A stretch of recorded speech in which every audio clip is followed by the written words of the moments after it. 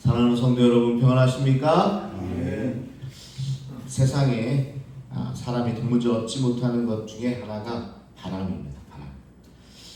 우리가 많은 것을 다스려요. 불도 끄고, 물도 막고, 땅도 파고, 또 옮기기도 합니다. 그런데 아직까지도 이 바람은 붙잡을 수도 막을 수도 방향을 돌릴 수도 없습니다. 그러니까 제일 무서운 게 여름철에 이쯤에 이제 태풍이잖아요.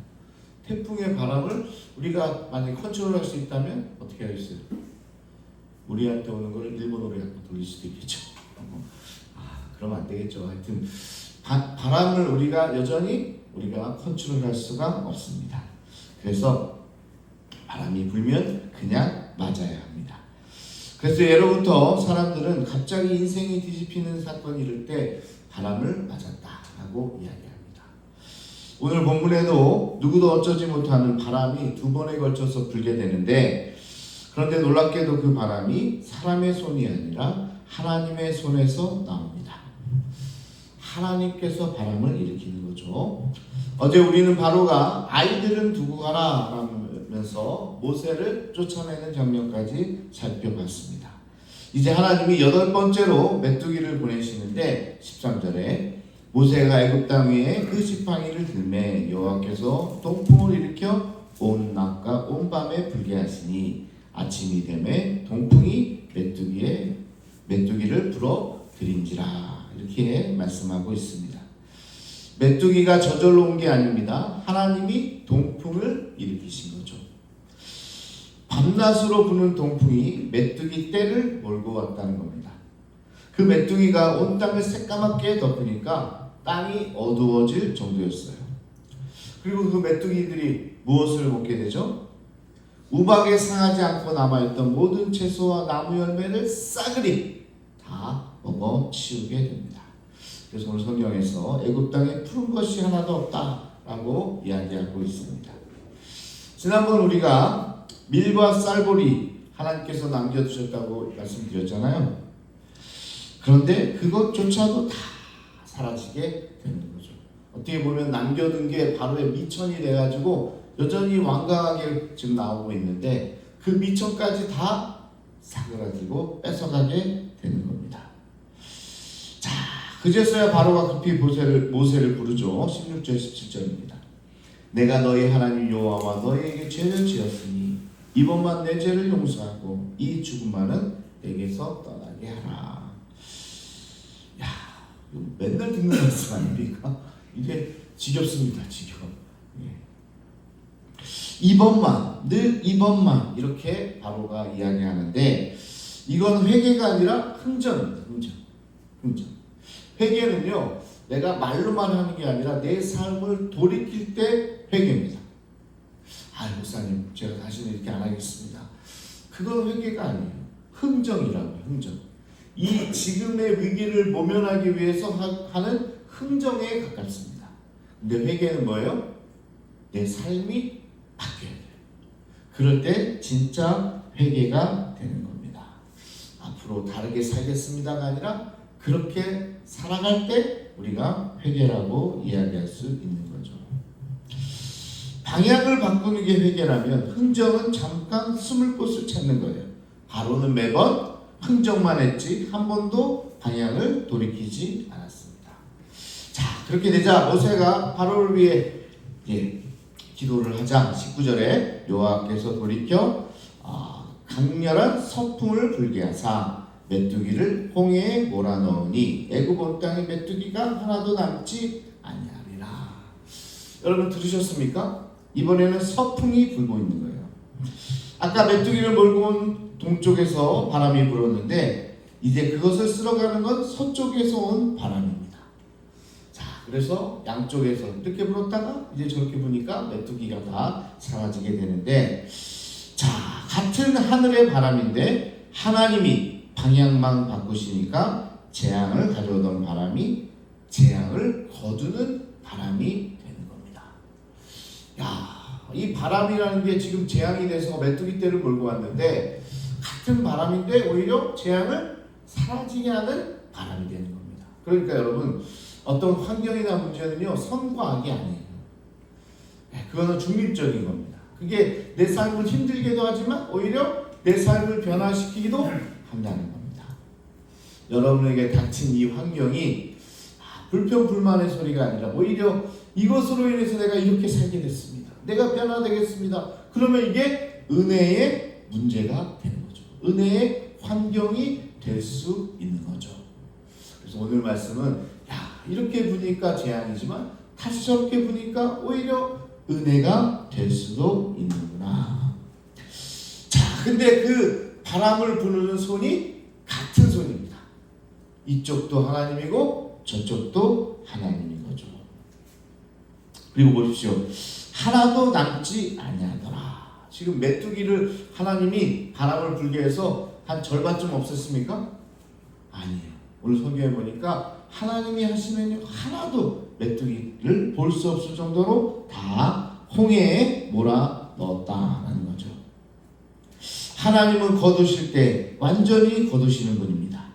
우리가 그 손에 맡기면 어중간하게 남겨두지 않으시고 뿌리까지 다 처리해 주시는 분이 하나님이십니다. 그러니까 하나님께 맡기시기를 축복합니다.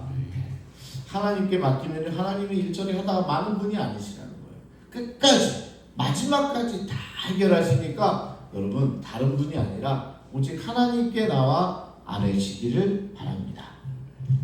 자, 그런데 여러분 여기에 숨겨진 비밀이 하나 있어서 말씀을 드리고 싶은데요. 자, 하나님이 메뚜기 떼를 어디에다가 몰아넣으셨죠? 어디에다가? 강인데? 홍해. 홍해에다가 몰아넣으셨잖아요. 그리고 메뚜기를 몰고 온 바람이 무슨 풍이죠? 동풍이잖아요. 어디서 많이 듣지 않았습니까? 모세가 홍해를 건널 때 뭐가 불어요? 동풍이 불어요. 다 연결이 되고 있어요. 동풍이 불어서 다 벽이 만들어지잖아요. 그리고 나서 이스라엘 백성들이 싹 안전하게 지나가죠. 그런데 쫓아오던 애국 군대가 막 이제 그 홍해를 지나는데 뭐가 돼요? 다시 바람이 바뀌어가지고 뭐예요?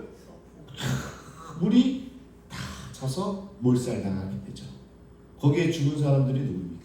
바로 애국 사람들이죠.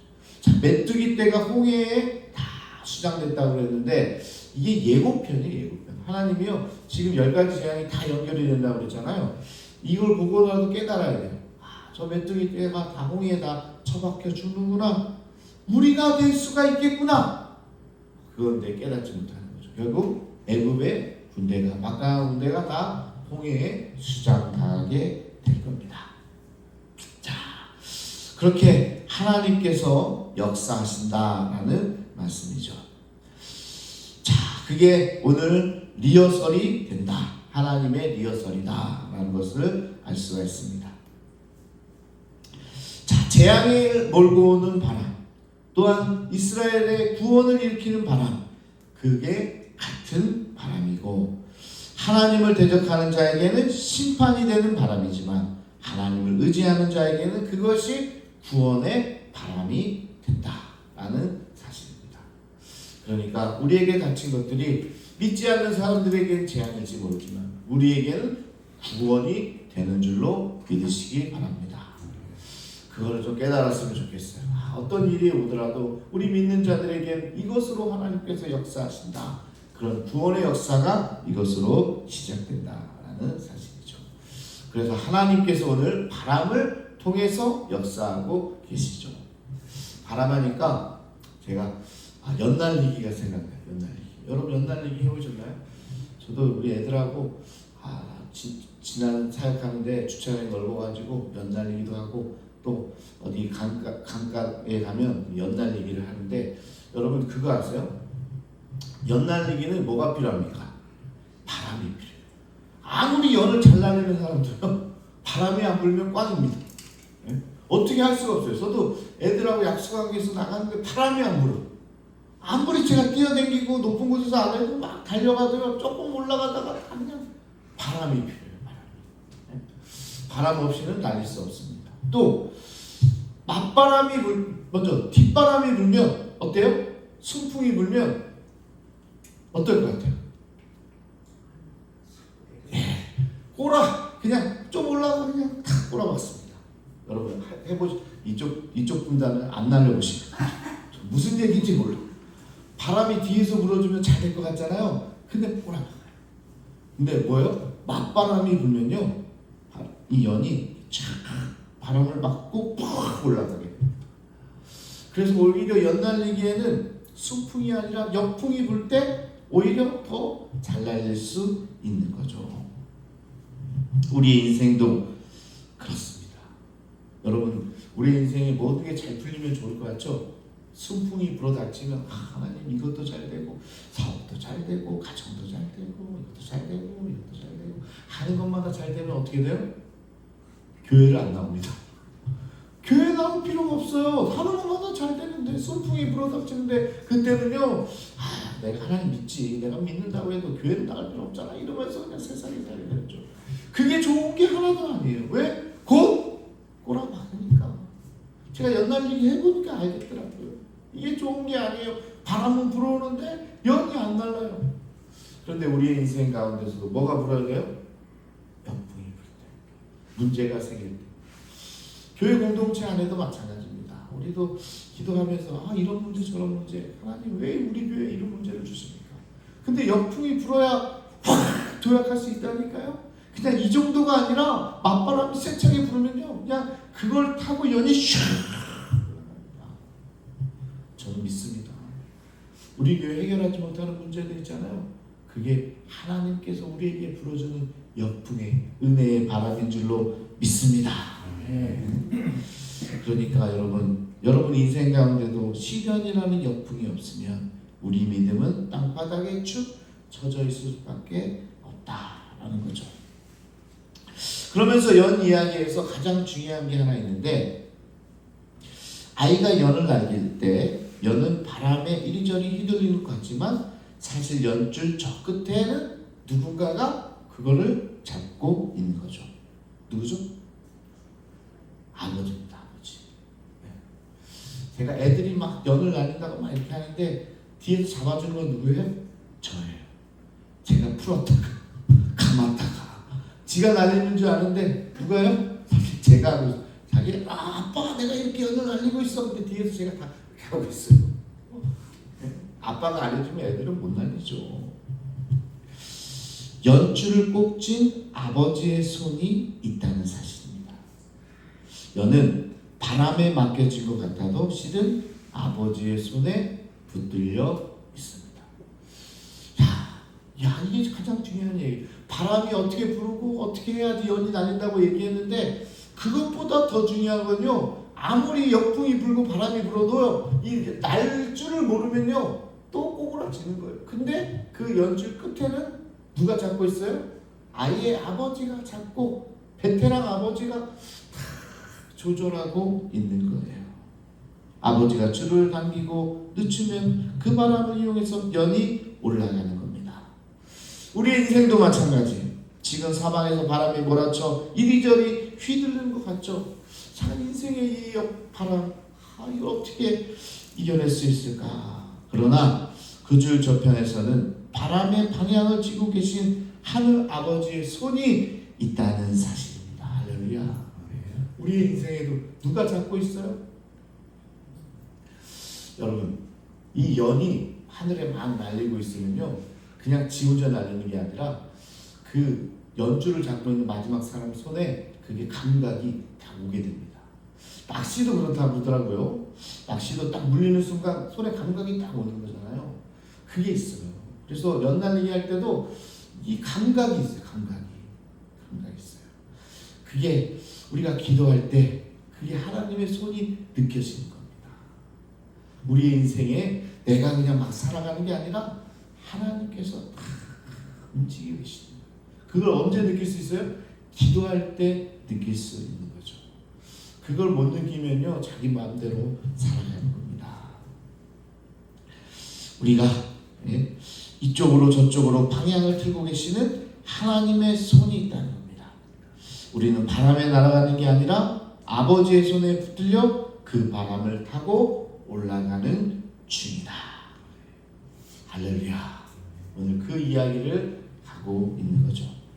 자, 그런데 오늘도 어김없이 끝에는 이렇게 끝나죠. 20절에 그러나 여호와께서 바로의 마음을 완악하게 하셨으므로 이스라엘 자손을 보내지 아니하였더라.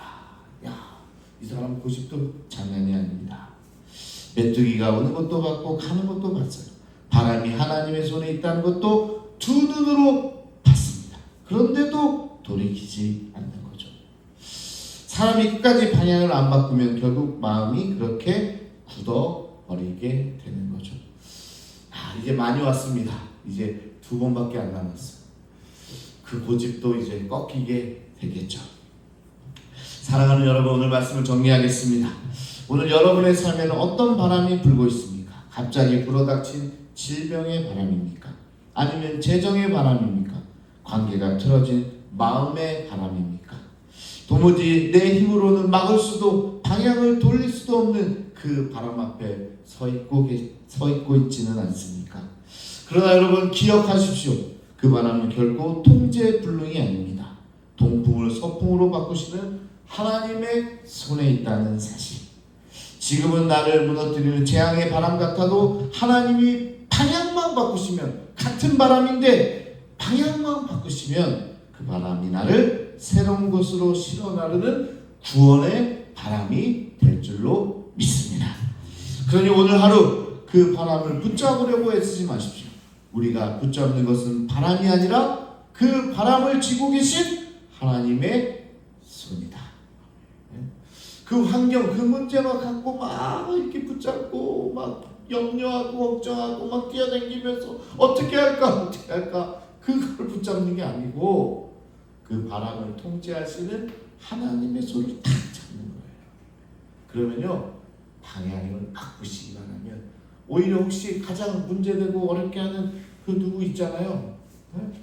자녀일 수도 있고 또 형제일 수도 있고 공동체의 한 우리 부여원일 수도 있고, 그 사람이 여러분에게 가장 큰 은혜의 사람이 될 수도 있습니다. 왜? 하나님이 방향만 바꾸면 되거든요. 방향만. 그래서 방향이 그렇게 중요한 겁니다. 여러분, 열심으로 뛰는 건 좋은데요, 방향이 맞아야 돼요. 방향이 바뀌면 어떻게 돼요? 가장 잘못된 길로 가장 열심히 뛰어가는 겁니다. 그러니까 그 방향을 쥐고 계신 하나님의 손에 우리의 손을 얹히는 거예요. 주님, 이 바람도 주님 손에 있는 줄로 믿습니다. 저는 이 연주를 쥐고 계신 주님을 붙들겠습니다. 이렇게 알으면서 여러분의 삶이 어제와 다른 그런 놀라운 구원의 은혜에 입성하시는 여러분 모두가 되기를 바랍니다.